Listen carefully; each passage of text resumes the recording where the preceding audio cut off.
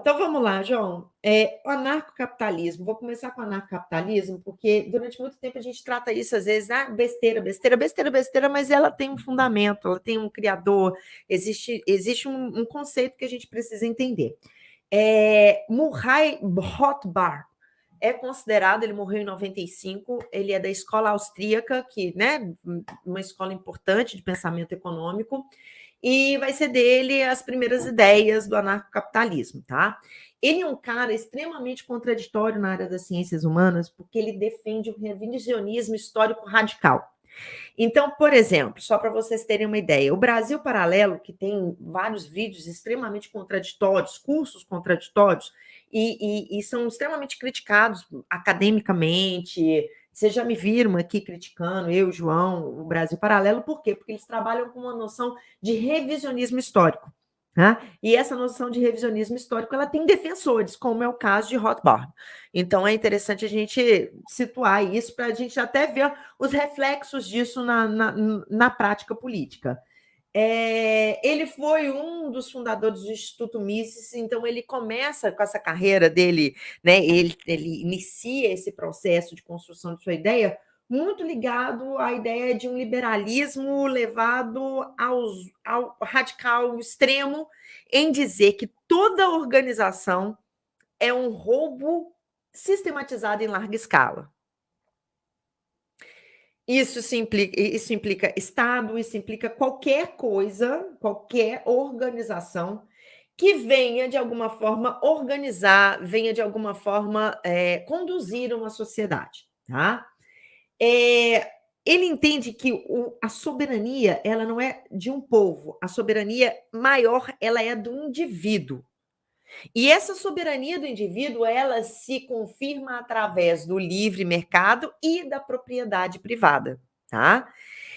E é interessante porque eu sou bastante simpática.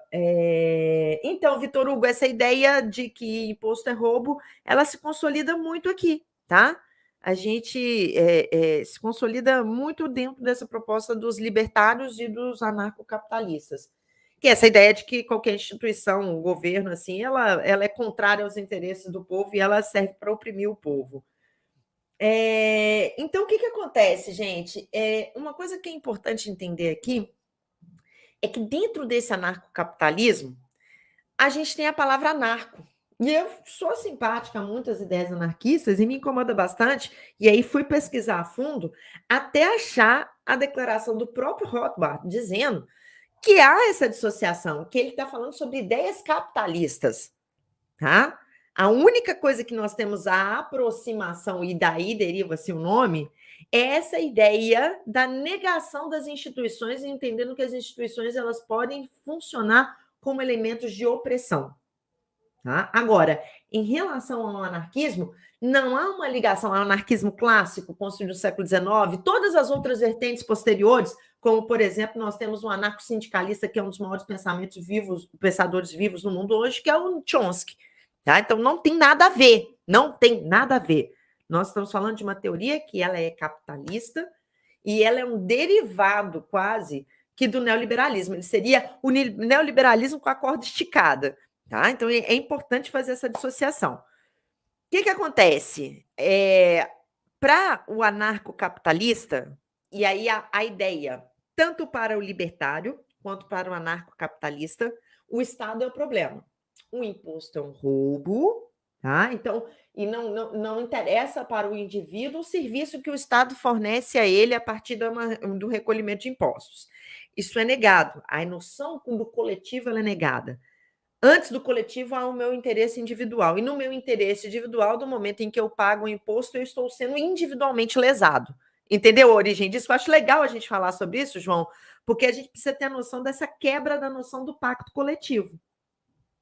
Sim. Né? A sacralidade dos contratos privados, né? Dos contratos individuais. Exato.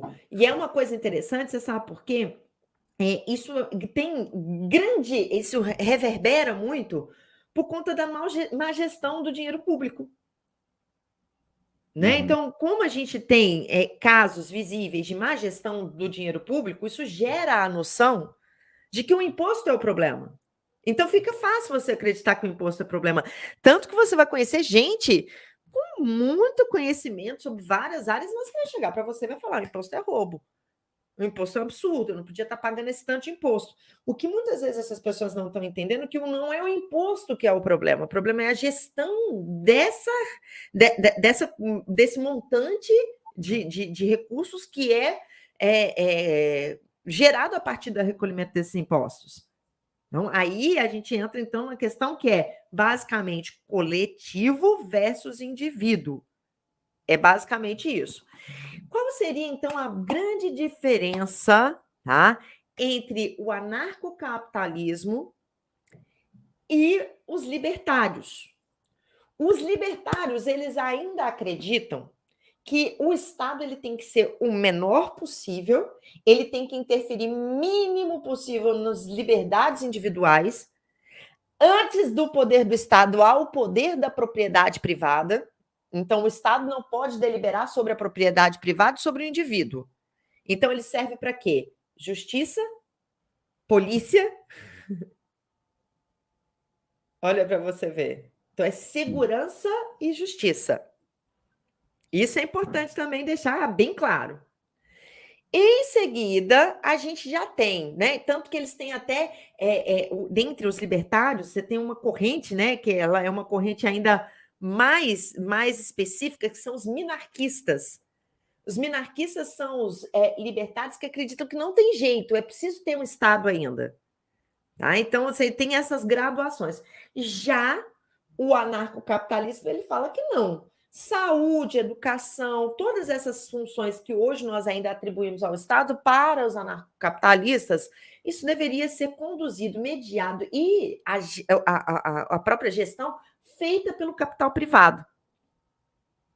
E por isso essa defesa ampla e restrita o tempo todo em relação às privatizações, independente de qual é a função daquela empresa para o Estado, sabe? É a ideia da entrada do capital privado na educação pública, na saúde pública. Então a gente precisa entender que as ideias, esse tipo de ideia está muito mais presente, mais próximo da política brasileira do que a gente imagina. Por isso que nós trouxemos esses dois termos para cá.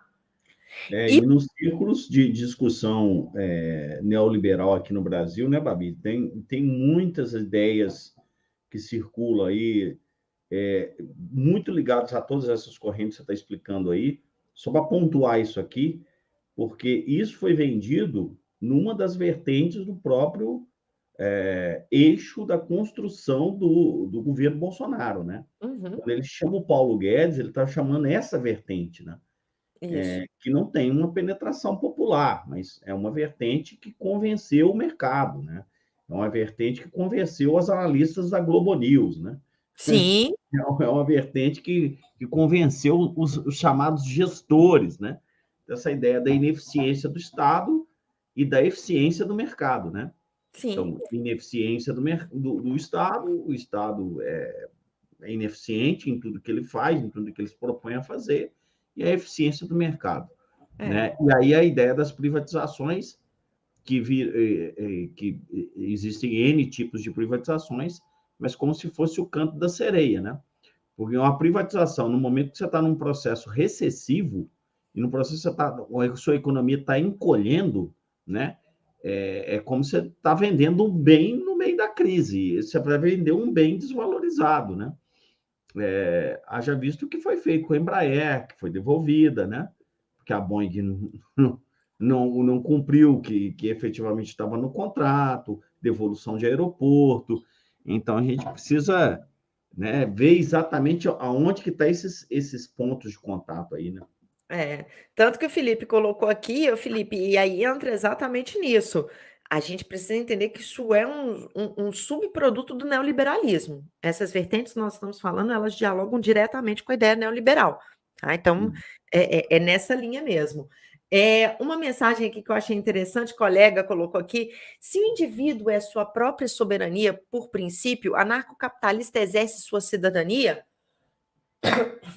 aceita obrigações e benefícios estatais de boa, vota. Pois é, quando a gente pensa no campo teórico, porque a gente tem que dissociar também a teoria da prática, quando os anarcocapitalistas eles defendem essa supremacia do indivíduo, eles estão exatamente ultrapassando essa noção de cidadania, que a noção de cidadania, ela parte do princípio de que você é parte de um coletivo.